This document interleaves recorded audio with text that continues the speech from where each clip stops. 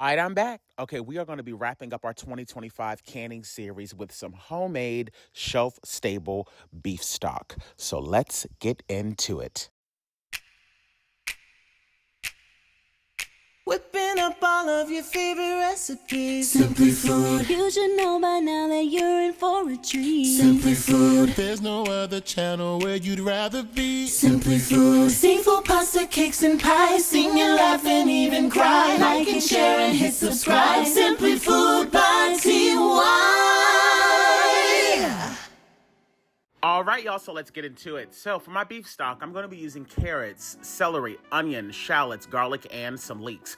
I'm going to be using a combination of knuckle bones, leg bones, as well as some neck bones, and then just some bone marrow.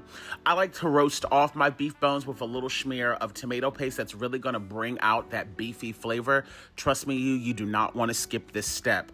Once those are done roasting off, I then transfer those over to a large roasting pan, drippings and all.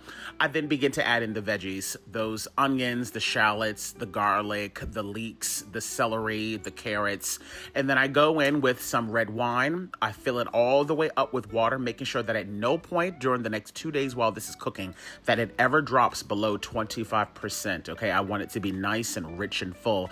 I add in about 3 to 4 bay leaves, a nice hefty amount of coarse kosher salt, and some whole black peppercorn. After the first 24 hours, I go in and I remove those bay leaves because they've served their purpose. I then let it go for another 24 hours. This will cook for 2 days total. As you can see, that marrow just melts away. I then run it through a strainer because I want my stock to be nice and clear and it'll collect all of those sediments. I transfer it over to a container so that I can then place it in the refrigerator because I want all of that fat to solidify on the top. After that, I take away all that fat. I'm now left with some beautiful beef tallow that I can use for a myriad of other recipes at a later date. I run it through a strainer just one last time. Look at how beautiful that color is, just so that I can warm that stock through because I'm now going to begin processing this. So I add it to my sterilized jars, bringing it up to the 1-inch headspace mark. I go in, clean off those rims with some vinegar. I add on my lids, place those rings on fingertip tight, and then I place these into my pressure canner where I will be processing these at 10 pounds of pressure for 25 minutes.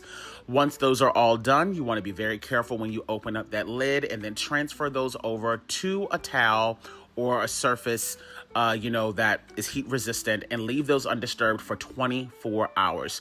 The next morning, I come in, I remove the rings, I wash my jars down, place on my labels, and I now have myself some shelf-stable, absolutely fabulous beef stock. Full recipe at SimplyFoodByTy.